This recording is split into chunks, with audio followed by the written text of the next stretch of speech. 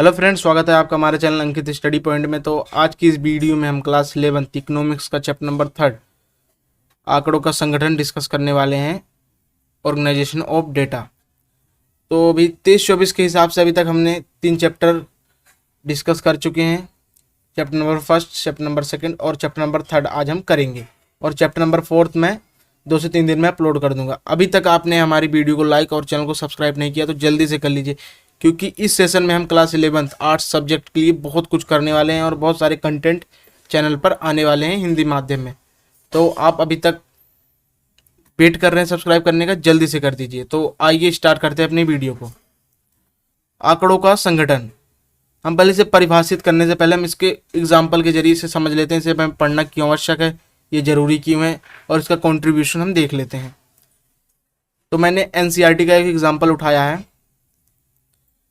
पहली एक्टिविटी में है एनसीईआरटी बुक में। ये आपने कबाड़ी की दुकान देखी होगी। कबाड़ी वाला क्या करता है, और जितने भी उसके पास भंगार यानी कि कबाड़ रहते हैं उसको ग्रुप वाइज करके रखता है, जैसे कि प्लास्टिक में, कांच में, पेपर में, लोहे में, इस सब में क्या करता है उसको ग्रुप बना के रखता है। वह जो भी आप अगर दुकान पर कबाड़ बेचने गए होंगे तो आपने देखा होगा, जैसे आप पेपर बेचने गए तो क्या करेगा, आपको पैसे देगा, पेपर क्या करेगा वह रद्दी वाले ग्रुप में डाल देगा, जहाँ बहुत सारे कागज के ही कबाड़ पड़े रहेंगे उसमें डाल देगा। जिससे उसे क्या सहायता मिलती है, उसका समय बचता है, धन बचता है, उसको श्रम भी ज़्यादा नहीं करना पड़ता। वही इसे माल आगे एक्सपोर्ट करना रहेगा और सारे कबाड़ मिक्स हैं तो ये क्या करेगा, बहुत सारी मेहनत लगेगी, समय लगेगा, धन लगेगा।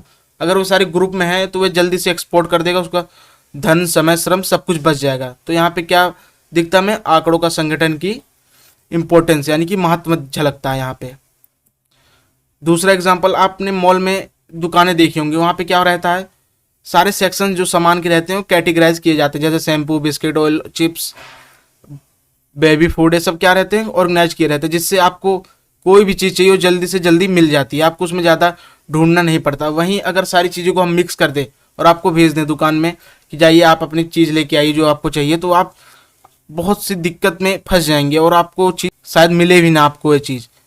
तो यहाँ पे अगर हम आंकड़ों का संगठन यानी कि हम क्लासिफाई कर दें सबको सेक्शन वाइज, तो उसमें आपको बहुत सी सहायता मिलेंगी और आपका सामान जल्द मिल जाएगा।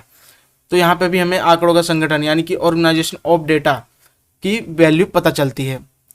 वैसे तीसरा एग्जांपल, लाइब्रेरी। आपने कभी ना कभी लाइब्रेरी में गए या देखा जरूर होगा आपने, वहाँ पे क्या रहती है, बहुत सारी बुक्स रहती हैं जो कि कैटेगराइज की गई रहती है, subject wise, class wise, author wise, period wise, क्या रहती हैं, वर्गीकृत रहती हैं, जिससे आपको बहुत सी सहायता मिलती है। जैसे आपको कोई भी बुक पढ़नी है, आप सेक्शन या क्लास वाइज जाके आप उसको ढूंढ लोगे ईजिली। अगर मैं सारी बुक को मिक्स कर दूं और आपको बोलूँ क्लास 10 साइंस की बुक निकाल के लाएं, तो आप ज़्यादा संभावना है कि आप असमर्थ हो जाएं।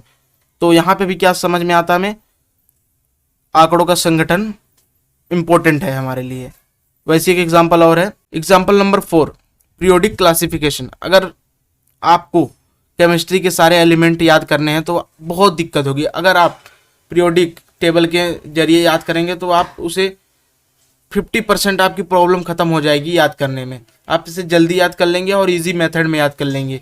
जैसे कि जिसकी वैलेंसी 1 है वो पहले ग्रुप में, जिसकी वैलेंसी 2 है सेकेंड ग्रुप में। तो क्या यहाँ पे भी समझ आता है हमें, यहाँ पे समझ आता है कि आंकड़ों का संगठन हर फील्ड में इंपॉर्टेंट है, चाहे कोई भी फील्ड हो। अगर आंकड़ों का संगठन रहेगा, हम बड़े से बड़ा चीज़ को एकदम सरल और संक्षिप्त रूप में याद कर सकते हैं। अब मैं आपको बताता हूँ इसे पेपर में आपको कैसे लिख के आना है। अब इसकी हम परिभाषा देख लेते हैं। आंकड़ों का संगठन ये क्या होते हैं, परिष्कृत आंकड़े को सरल और संक्षिप्त तथा व्यवस्थित ढंग से प्रस्तुत करने को आंकड़ों का व्यवस्थीकरण कहा जाता है, ताकि उन्हें आसानी से आगे हम भेज सके आगे के विश्लेषण में। अब हम पढ़ेंगे अपरिष्कृत आंकड़े क्या होते हैं। जब संकलित आंकड़े जिस रूप में एकत्रित किए जाएं उसी रूप में प्रस्तुत कर दिए जाएं तो वे अपरिष्कृत आंकड़े होते हैं। जैसे मैं वीडियो बना रहा हूँ, इस वीडियो को मैं बिना एडिटिंग के, बिना इफेक्ट के, बिना डिनोइज के करे आपको दे दूँ तो ये क्या है, अपरिष्कृत वीडियो। मैं आपको जैसे ही बनाया तुरंत दे दिया, इसमें मैंने कोई काट छाट नहीं की है, तो ये क्या है, अपरिष्कृत वीडियो है। इसमें अवर्गीकरण रहेगा, जिसे आपको बहुत सी दिक्कत आएंगी, सरल और संक्षिप्त नहीं रहेगी, इसमें बहुत सी प्रॉब्लम्स आएंगी, तो वे अपरिष्कृत कहलाती है।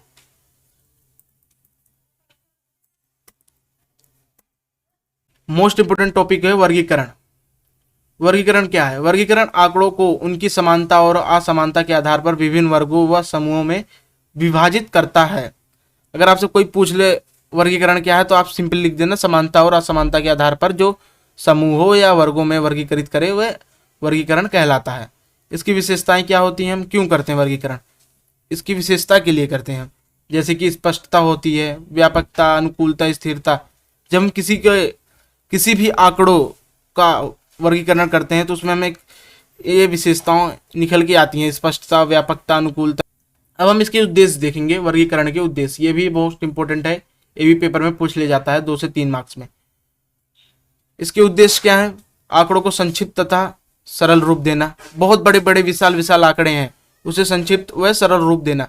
जैसे आप न्यूज़पेपर में देखा होगा, आपने न्यूज़पेपर, अगर मैं उसमें बहुत सारी न्यूज़ होती हैं, अगर मैं उस सारी न्यूज़ को मिक्स कर दूं, कैटेगराइज ना करूं, वर्गीकृत ना करूं कि स्पोर्ट्स का, करंट अफेयर्स का और ये बहुत सारे एडवर्टीजमेंट का, मैं सब मिक्स कर दूं, तो आपको न्यूज़पेपर बेकार लगने लग जाएगा। वही मैं अब एकदम मैं वर्गीकृत कर दूं उद्देश्य के हिसाब से, तो आपको वही न्यूज़पेपर अच्छा लगेगा और आपको सारी बड़ी सी बड़ी और छोटी से छोटी समस्याएं और हल समझ आएंगे। तो यहाँ पे भी हमें वर्गीकरण का उद्देश्य दिखता है। आंकड़ों को सरलता से समझने योग्य बनाना इसका उद्देश्य है। आंकड़ों को तुलना योग्य बनाना, वैज्ञानिक प्रबंध निश्चित करना, तुलनात्मक अध्ययन की सुविधा प्रदान करना वर्गीकरण का उद्देश्य है। नियंत्रित सामग्री को नियमित रूप प्रदान करना वर्गीकरण के उद्देश्य में आता है। ये सारे मैंने पॉइंट बताए हैं, आप वर्गीकरण के उद्देश्य में लिख देंगे तो आपको फुल मार्क्स मिल जाएंगे। अब हम पढ़ेंगे वर्गीकरण के प्रकार। तो इसके मेनली 4 प्रकार होते हैं: काल अनुक्रमिक वर्गीकरण, स्थानिक वर्गीकरण, गुणात्मक वर्गीकरण, मात्रात्मक वर्गीकरण। बस आप इसे डेफिनेशन याद करिए, इसमें से ज़्यादा क्वेश्चन नहीं बनेगा। ज़्यादा से ज़्यादा आपसे पूछेंगे कि इसके कितने प्रकार होते हैं, आप एक उदाहरण दे दिए, बस, ज़्यादा आपसे नहीं पूछेगा इसमें। काल अनुक्रमिक वर्गीकरण पढ़ लेते हैं। जब आंकड़ों को समय के संदर्भ जैसे वर्ष, तिमाही, मासिक या साप्ताहिक आदि रूप में आरोही या अवरोही क्रम में वर्गीकृत किया जाए तो वह काल अनुक्रमिक होता है। जब हम टाइम के आधार पर वर्गीकरण करते हैं तो वह काल अनुक्रमिक वर्गीकरण कहलाता है। जैसे वर्ष, तिमाही, मासिक या साप्ताहिक। जैसे आपका पेपर है, एनुअल है या मिड टर्म है, इसको किसके बेस पर हम वर्गीकृत करते हैं? टाइम के। सेकंड है स्थानिक वर्गीकरण। जब हम आंकड़ों को भौगोलिक स्थिति जैसे देश, राज्य, शहर, जिला, कस्बा आदि में वर्गीकृत किया जाता है तो वह स्थानिक वर्गीकरण कहलाता है। जब हम प्लेस यानी कि जगह के रूप में, जगह को अपना प्लेस को हम आधार बना ले किसी भी चीज़ की वर्गीकरण को, तब वह स्थानिक वर्गीकरण कहलाता है। जैसे हम देश वाइज, राज्य वाइज, शहर, जिला, कस्बा को हम जब, ये क्या है? क्षेत्र है, ये जगह है, प्लेस है ये। जब हम प्लेस को वर्गीकरण का आधार बनाते हैं तब स्थानिक वर्गीकरण निकल के आता है। थर्ड, विशेषताओं पर आधारित आंकड़ों के वर्गीकरण को गुणात्मक वर्गीकरण कहा जाता है। जैसे आपके अंदर राष्ट्रीयता है, साक्षरता है, लिंग है, आप वैवाहिक हैं या अवैवाहिक हैं, आप पढ़े लिखे हैं या नहीं हैं, आपके अंदर देशभक्ति है, ये सब क्या है? आपकी गुण है। जब हम गुण के आधार पर किसी भी चीज की वर्गीकरण करते हैं तो वह गुणात्मक में आ जाता है। जब हम क्वालिटी के हिसाब से करें तो वह गुणात्मक कहलाता है। फोर्थ, मात्रात्मक वर्गीकरण यानी कि क्वांटिटी के हिसाब से जब हम वर्गीकरण करते हैं। जब विशेषता की प्रकृति मात्रात्मक होती है तो इस आधार पर किए गए वर्गीकरण को मात्रात्मक वर्गीकरण कहते हैं, यानी कि क्वांटिटी क्लासिफिकेशन कहते हैं। जैसे ऊंचाई, भार, आयु, आय, छात्रों के अंक, उदाहरण, ये सब क्या है? इसके उदाहरण है मात्रात्मक वर्गीकरण में। जब हम क्वांटिटी के हिसाब से वर्गीकरण करते हैं तो मात्रात्मक वर्गीकरण कहलाता है। जैसे किसी बच्चे की आयु के हिसाब से, हमने एक क्लास में बहुत सारे बच्चे हैं, उनकी आयु के हिसाब से हमने वर्गीकरण कर दिया कि 10 साल के बच्चे इधर बैठेंगे, 11 के इधर, 12 के इधर, 13 के इधर। ऐसे हमने हाइट के हिसाब से कर दिया, 5 फुट के बच्चे इधर, 5.5 के इधर, 4.5 के इधर, 4 के इधर। तो ये क्या है? वर्गीकरण है। एक बार हम इसे रिकॉल कर लेते हैं। फर्स्ट, काल अनुक्रमिक वर्गीकरण, ये किसके आधार पर होता है? टाइम के हिसाब से। सेकेंड, स्थानिक, ये कब होता है? प्लेस के हिसाब से। थर्ड, गुणात्मक, ये कब होता है? गुण के हिसाब से। फोर्थ, मात्रात्मक, इसका बेस क्या है? Quantity. Time, place, quality, quantity, ये 4 वर्ड आपको इसका मतलब बता देंगे। आप ये 4 वर्ड याद करके रखिएगा। इसी में से एक और इंपॉर्टेंट टर्म निकल के आती है चर। ये मोस्ट इंपॉर्टेंट रहने वाला है, ये हाईलाइट करके दिया गया है 23-24 सेशन के सिलेबस में। तो चर क्या होते हैं? चर से अभिप्राय उस विशेषता या गुण से है जिसे मापा जा सकता है तथा जिसमें समय समय पर परिवर्तन होते हैं। अगर आपसे चर पूछ ले तो आप इसे 2 पॉइंट में लिखना, उस विशेषता या गुण से है जो मापा जा सकता है, और सेकंड पॉइंट समय समय पर जिसमें परिवर्तन होते रहे वे चर होते हैं। चर क्या है? वेरिएबल होते हैं, ये हमेशा बदलते रहती है इनकी वैल्यू, आपने मैथ में जरूर पढ़ा होगा। इसके 2 प्रकार होते हैं, विविक्त और सतत। हम पढ़ेंगे विविक्त चर।